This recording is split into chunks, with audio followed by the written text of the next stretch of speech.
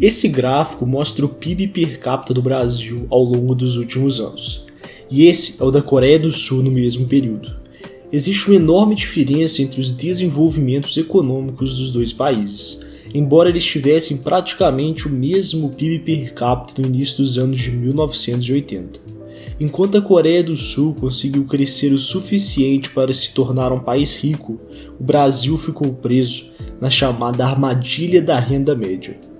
Esse termo é usado para descrever o que acontece com países que eram pobres, tiveram um longo período de crescimento econômico e conseguiram atingir um nível de renda que o Banco Mundial classifica como médio, mas depois seu crescimento se desacelerou e ficaram estagnados, falhando em alcançar um PIB per capita de um país considerado desenvolvido, e em condições muito mais difíceis de retomar seu crescimento. Nos últimos 40 anos, somente 9 países de 167 conseguiram escapar dessa armadilha, e por isso foram chamados de milagres econômicos. A Coreia do Sul é um desses poucos exemplos de sucesso.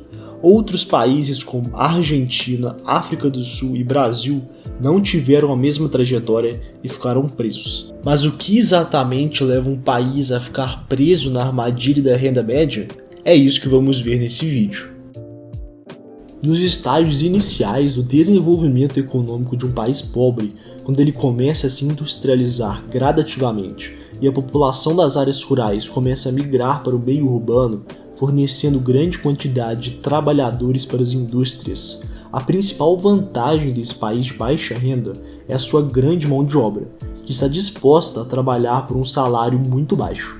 Nesse contexto, a produção das indústrias vai ser impulsionada, devido aos baixos custos com salários, e a produção de uma série de produtos baratos e de baixa complexidade, como roupas e cigarros, que serão exportados para o mundo, vão fazer o país crescer economicamente. No entanto, à medida que essa nação se enriquece, os salários dos seus trabalhadores aumentam gradativamente, e por isso seus produtos começam a encarecer e perder competitividade no mercado internacional. Nesse sentido, as fábricas que antes produziam ali vão se deslocar para países mais pobres, que ainda têm a população disposta a trabalhar por salários baixos.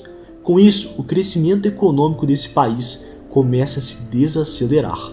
Nesse ponto, a solução para superar esse problema é mudar a estratégia de crescimento e focar no aumento da produtividade, com a melhora principalmente na tecnologia e inovação, para compensar o aumento dos salários e passar para uma produção de produtos mais sofisticados e de mais alto valor, que pagam mais aos trabalhadores, como por exemplo computadores e carros, mas que também exigem maior qualificação.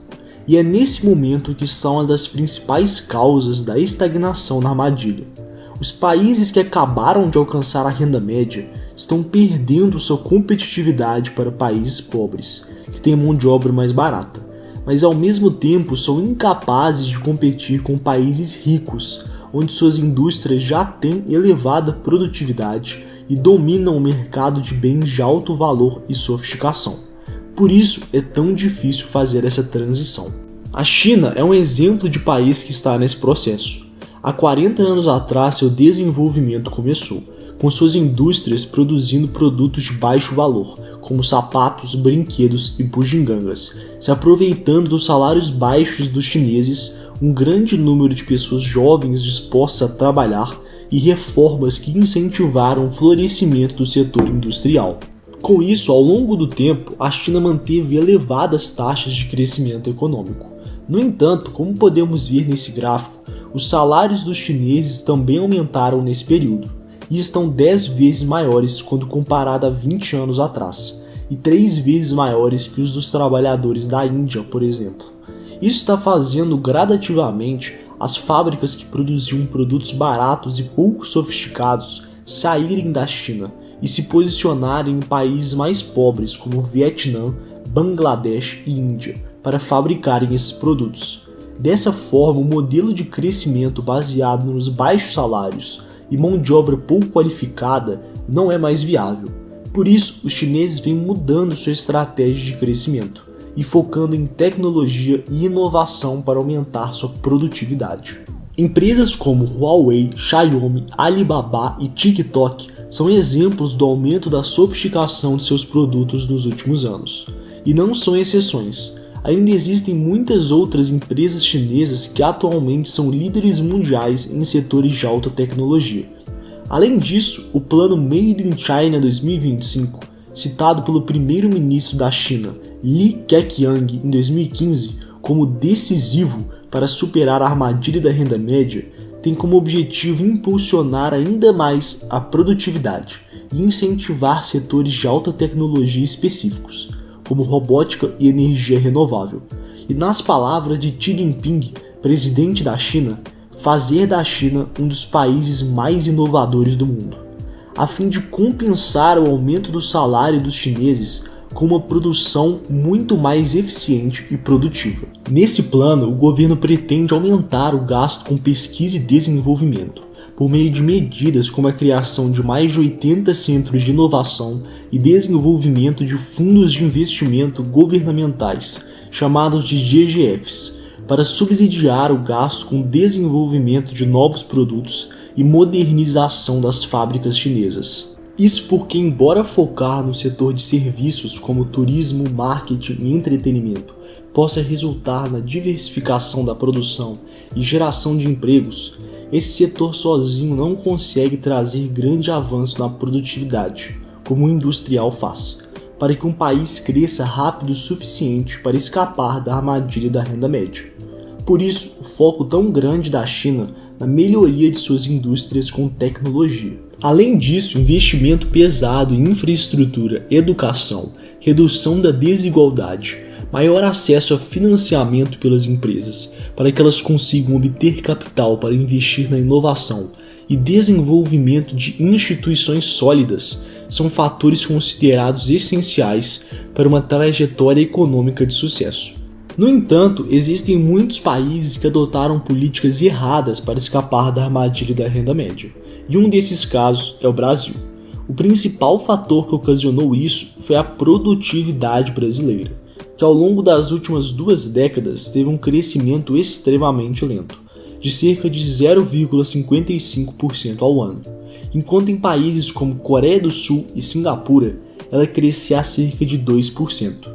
E com isso, produzir no Brasil se tornou caro e as indústrias brasileiras começaram a ficar menos competitivas e perder espaço no cenário internacional. Nesse gráfico, por exemplo, que mostra a porcentagem da indústria no PIB do Brasil, podemos ver que está ocorrendo uma desindustrialização.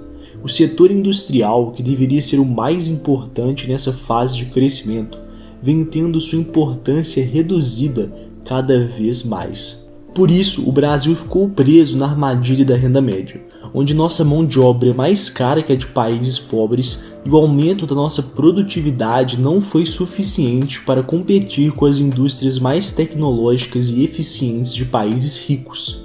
Nessa perspectiva, o Brasil passou por uma desindustrialização prematura, que é a principal causa da desaceleração econômica de muitos países de renda média. Com isso, o setor de serviços começa a crescer em importância no PIB e o país fica estagnado, porque esse setor não proporcionará um crescimento necessário para escapar da armadilha da renda média. Vale ressaltar também que cada país tem sua própria demografia, cultura, geografia e recursos naturais.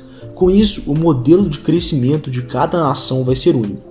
No entanto, saber adotar as melhores estratégias e mudar quando necessário é peça-chave para um desenvolvimento econômico bem-sucedido de qualquer país. A exemplo de países como os Emirados Árabes Unidos, ao montar uma enorme cadeia industrial em torno do petróleo, altamente produtiva e tecnológica, e criaram um fundo soberano para guardar capital advindo desse recurso quando percebeu sua dependência. Ou como Singapura fez, à medida que sua mão de obra encarecia, passando para uma economia baseada na tecnologia e inovação, como motores de crescimento da produtividade, depois se estabelecendo como um centro financeiro asiático, por causa de sua localização geográfica favorável. Muito embora seja muito mais fácil falar e difícil de ser feito, dado que existem diversos riscos associados a isso no caminho. Um exemplo é a demografia. O país precisa crescer rápido o suficiente antes que a sua população comece a envelhecer e declinar. Esse, por exemplo, é um dos atuais problemas da China, mas ainda existem outros obstáculos, como crises financeiras, a exemplo da crise asiática ocorrida em 1997 e causou severas consequências econômicas para a Indonésia, Tailândia e Filipinas. Bolhas econômicas como ocorreu na Malásia, rápidas mudanças na tecnologia e a geopolítica mundial. Por isso, são poucos os países do mundo que conseguiram escapar com sucesso da armadilha da renda média. Se você gostou do vídeo, deixe um gostei aí embaixo, se inscreva, compartilhe e o Instagram do canal está na descrição. Muito obrigado por ter assistido o vídeo até aqui e até a próxima.